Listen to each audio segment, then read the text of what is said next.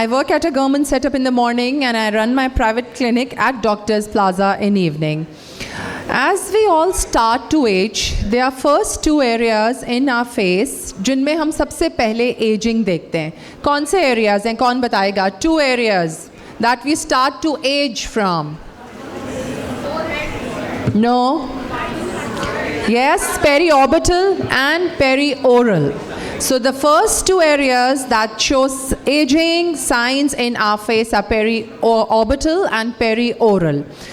Or whenever we meet anyone, we make an eye contact to the other person. So the first thing that we notice in the person is the periorbital eye area. So we'll start the presentation on periorbital rejuvenation. Since the polynucleotides and PDRNs and the skin rejuvenating, skin boosters, the market is flooded with these products. So the presentation is on the periorbital rejuvenation, the art of bright eyes. I'm sorry, we are a little...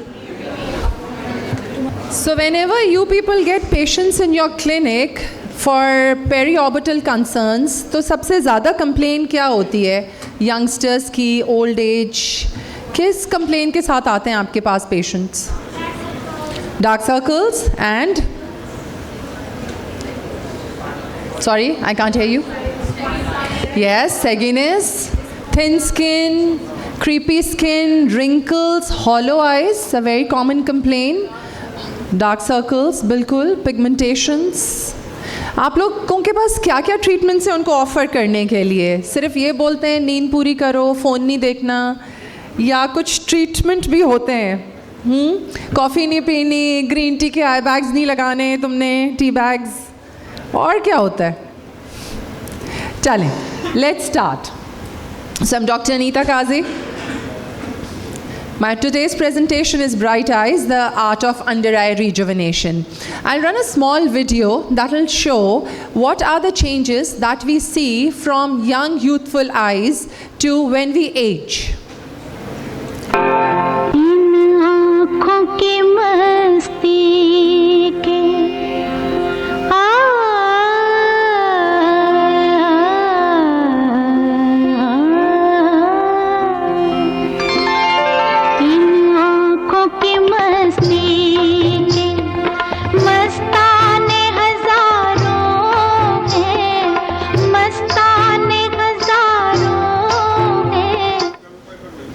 So now, can anyone explain क्या क्या हुआ? Young eyes, bright, by middle age, puffiness, eye bags, उसके बाद wrinkles, saggy eyes, and dark circles तो पहले ही हो जाते हैं, ठीक है? So this is the cycle of the periorbital area that we all undergo while we are aging. लेकिन कौन सी आँखें सबको पसंद है यहाँ मुझे बताएं? Everyone would like bright eyes, eyes which have no pigmentation or dark circles, hollow eyes, volume loss. Nobody would want that, right? So the introduction we'll start with, as I said, whenever we make a contact with someone or whenever we speak to someone, we always look into their eyes. So the periorbital area profoundly influences facial expressions, youthfulness and attractiveness. कितना concealer use करते हैं हम लोग just to camouflage the dark areas, just to camouflage the sunken eyes or wrinkles को भी छुपाने के लिए. But sometimes what happens that the concealer doesn't fits in well and the wrinkles and fine lines start looking bad. So eyes are the windows to the soul which reflect health, age and emotions. The common complaints, as we have already discussed, are dark circles, hollows, wrinkles, eye bags, which can make you look tired and older. And now there's a rising popularity of periorbital treatments. We have a lot of invasive and non-invasive treatments, but I'll mostly tell you about the non-invasive and minimally invasive treatments that are effective. So before starting anything, any treatment, any medical treatment or any aesthetic treatment, we all should know the anatomy. So the periorbital area consists of a bony structure, which is an orbital rim, which is made up of 3 bones, that is frontal, maxillary and zygomatic, that provides support. There's fat pad, which is divided into medial, central, lateral compartment that helps to maintain the smooth contours. There's muscle, which is orbicularis oculi, which we often treat while treating crow's feet. There's skin vasculature. Under eye skin or the periorbital skin is the thinnest, which is less than 0.5 millimeters, with a very rich capillary network, and it's very prone to bruising, wrinkles or dark circles. The age-related changes that we normally see are bone resorption, fat prolapse that leads to eye bags, muscle weakening that can again lead to fat prolapse and eye bags, skin thinning, and that all contributes to tired-looking eyes. The concerns and causes are mainly volume loss, hyperpigmentation, dynamic or static wrinkles, crow's feet, fluid retention that has to be differentiated, the swellings under the eye into puffiness and bags, and the other contributing factors are thin skin, lifestyle, and ultraviolet damage that comes not just through sun but through the screen usage also.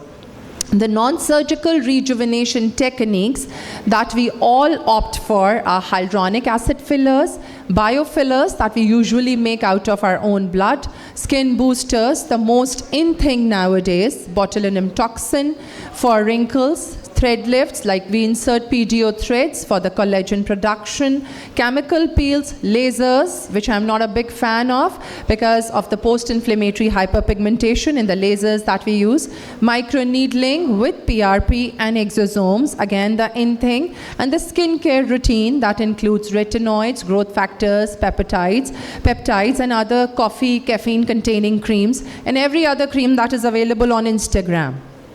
The surgical treatments for hooded eyes or whenever there's extra skin or there's fat prolapse, there can be blepharoplasties and other structural repairs.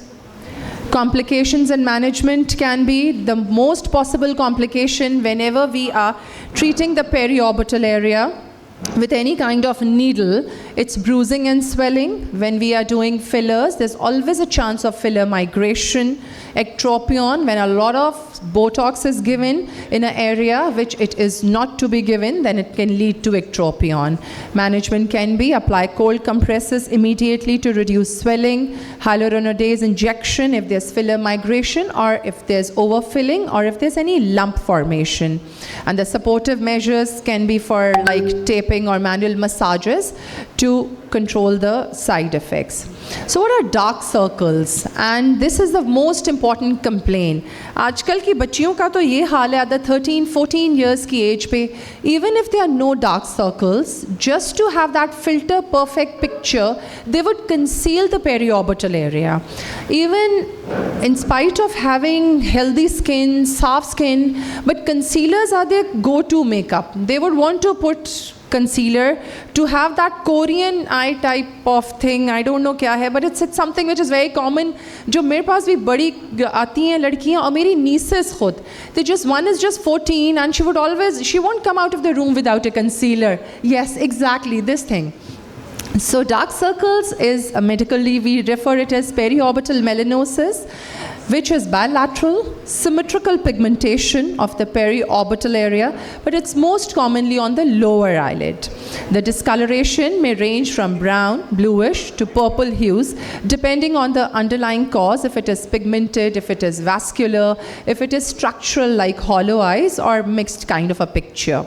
So the most common areas where it is prevalent is Pakistan and all the South Asian populations, जैसे Pakistan, India, Bangladesh, in populations में, and we are quite I think हम लोग ज़्यादा कुछ वो भी हो गए ना कि कुछ ज़रा भी नहीं होना चाहिए. We should be filter perfect, glass skin, glow, shine. So now these things are a lot in our population. So the causes of dark circles mainly are genetics, thin skin, tear trough volume loss, hyperpigmentation, lifestyle, which includes lack of sleep, dehydration, screen use, and not using sunblocks while being in sun. In Pakistan, it affects 30 to 45% of adult women in urban centers such as Lahore and Karachi. It's present in both genders, but women are more aware about this thing. Fitzpatrick type skin 4 and 5 is the most affected skin type. So, and it can also be underdiagnosed or misattributed to fatigue, screen time alone, which is always not a possibility. So this is the Fitzpatrick skin type. As I said, it's most common in type 4 and 5, which is a very common skin tone of Asians.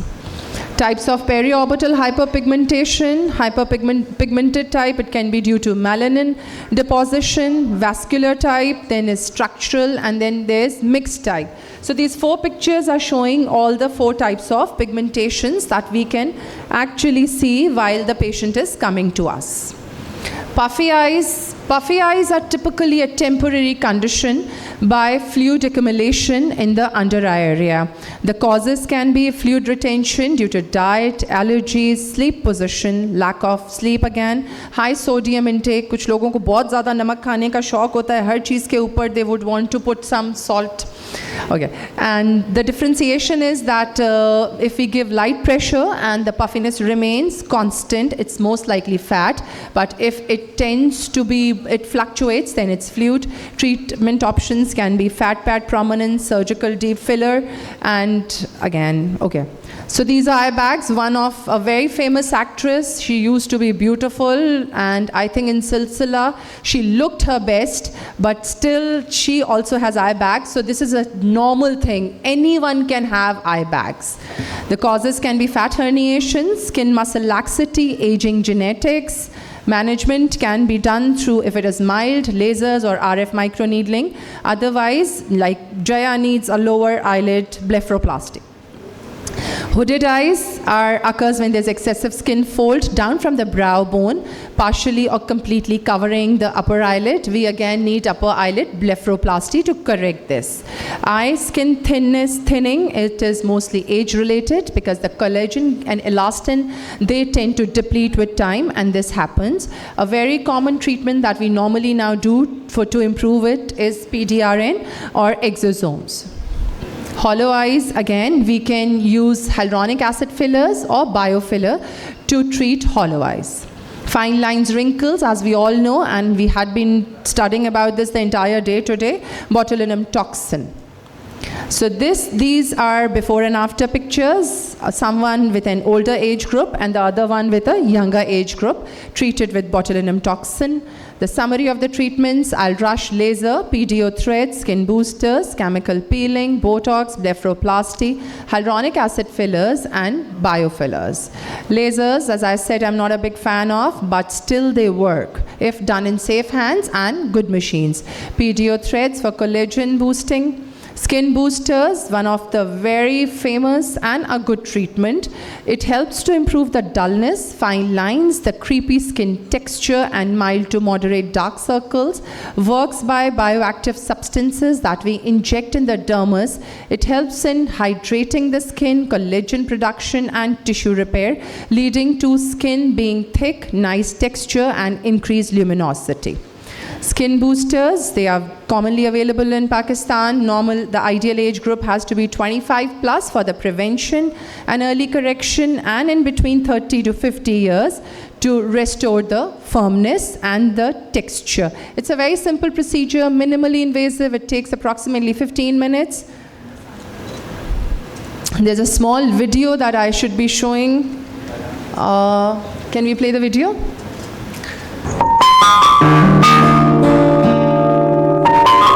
A good layer of numbing cream for 30 minutes. We clean the area and then we inject the skin booster in the under eye skin. It takes approximately 12 hours to 24 hours for the product to get absorbed.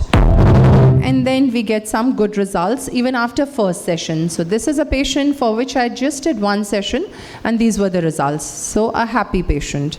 Chemical peelings, again, a very common thing and a very affordable thing. So a wide range of peels that I use. Botox has been discussed already, so I'll skip. Blepharoplasty is something which should be done by a plastic surgeon or an oculoplastic surgeon, and again it takes approximately 10 years from our periorbital area. HA fillers, a very common thing, we all do it. I am trying to rush. For any kind of structural deformities, we do HA fillers. Biofiller, again, a very common thing. We make it out of our own blood. We do approximately 2 sessions in 4 to 8 weeks, and we get results that last for 6 months. Adjuvant therapies, in which we can use vitamin C, kojic acid, alpha-arbutin, niacinamide, peels that contain glycolic acid, lasers like Q-switched, microneedling, and these are all the products which are available in the market, and many more. So the take home message is, ये filler treatment hollowing के लिए है, ना कि सिर्फ pigmentation के लिए. So with one treatment we can cater to 2 or 3 concerns of the patient. आपको हर 6 से 12 महीने तक result last करेंगे, उसके बाद you'll have to repeat the treatment. Sunblock रोजाना लगाना ज़रूरी है, वरना pigment वापस आने का बहुत ज़्यादा chance है. So always emphasize on the need for maintenance and combination therapy. And always choose your patient and procedure wisely. Do not bombard the patient with lots of treatment and not knowing the root cause. So always find out the cause first and then treat the patient. Thank you so much. Sorry for rushing up.